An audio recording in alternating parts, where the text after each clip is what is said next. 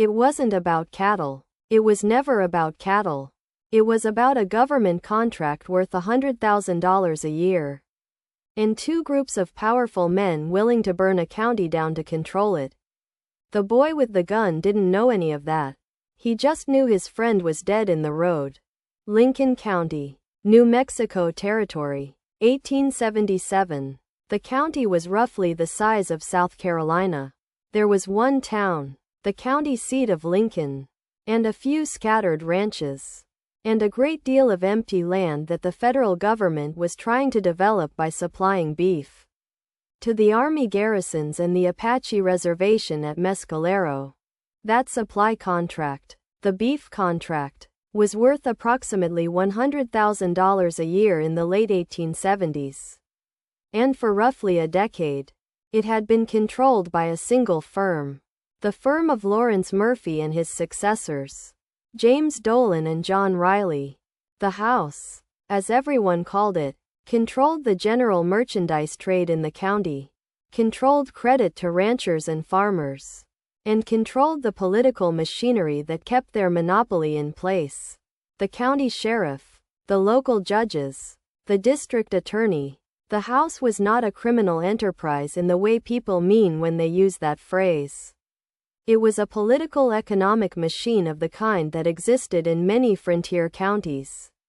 A small group of men who had gotten there first, built the right relationships, and used them to make sure no one else got the same opportunities. In 1876, an Englishman named John Tunstall arrived in Lincoln County and decided he wanted some of those opportunities. John Tunstall was 23 years old, the son of a wealthy London merchant, cheerful and well-educated and completely naive about the specific situation he was walking into. He bought a ranch on the Rio Feliz. He went into business with a lawyer named Alexander McSween and a rancher and former cattle detective named John Chisholm. He opened a competing general store and a competing bank. He was polite to everyone, including his enemies. He also began hiring men to work his ranch. Men whose specific qualifications included toughness and accuracy with firearms. One of the men he hired was a 19-year-old drifter from New York who had drifted through Kansas and Arizona and into New Mexico under the name William H. Bonney. His real name may have been Henry McCarty. The records are genuinely uncertain. He was small, quick, and good with horses, and he had already killed one man in Arizona, which in 1877 New Mexico was a distinction rather than a disqualification. Tunstall liked him. Bonney liked Tunstall back, in the way that young men who have never had a steady older hand in their lives sometimes attach to the first person who treats them decently. On February 18, 1878, a posse authorized by the sheriff, who worked for Dolan, rode out to Tunstall's ranch to attach some horses as part of a legal dispute. The legal dispute was genuine. The way it was being handled was not. Tunstall was riding alone on a road with several of his hands at some distance behind him when the posse caught up with him. He was shot from his horse.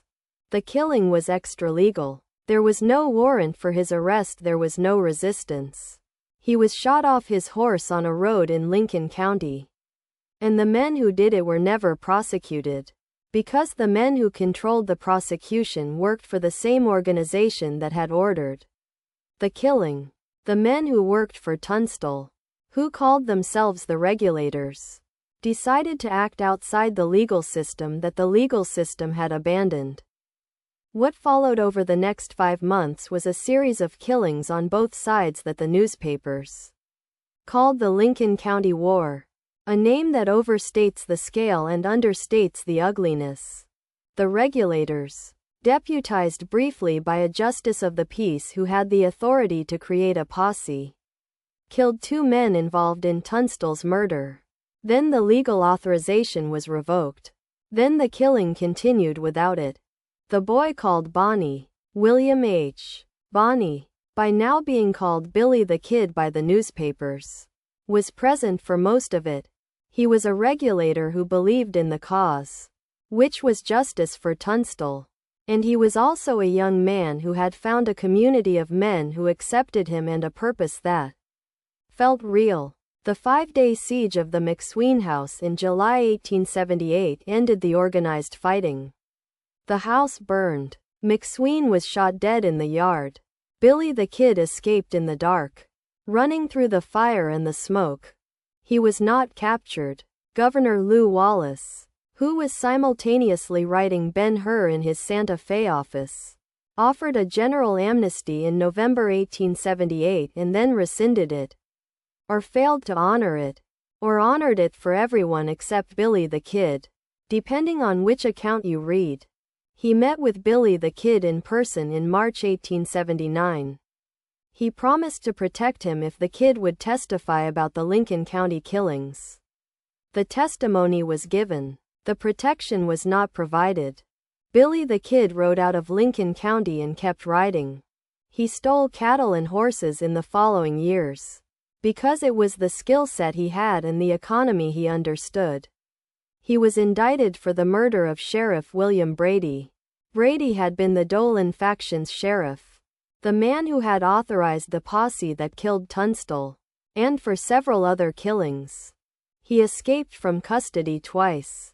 Pat Garrett, who had ridden with him in the earlier years and who understood his habits and his thinking better than anyone else, took the sheriff's job in Lincoln County in 1880 with the specific purpose of ending the Kid's career. He caught him in December 1880. Billy the Kid was convicted and sentenced to hang. He escaped, killing 2 deputies in the process. He was found by Pat Garrett in a bedroom at Pete Maxwell's ranch in Fort Sumner on the night of July 14, 1881. Garrett shot him in the dark. Billy the Kid was 21 years old. The beef contract continued under new management. The Lincoln County War produced no justice for John Tunstall, whose killers were never prosecuted. It produced no lasting change in the power structures of the county, which continued under new names and new arrangements. What it produced was a legend. A boy with a gun who thought he was fighting for something real. Which he was. Even if the real thing underneath the legend was always a commercial dispute about livestock prices and government procurement, the legend was more interesting than the contract. It always is. If this story hit you the way it hits me, hit the like button. Share it with someone who loves the West. Subscribe. 60 of these are coming. One story at a time. Subscribe, like, share. I'll see you in the next one.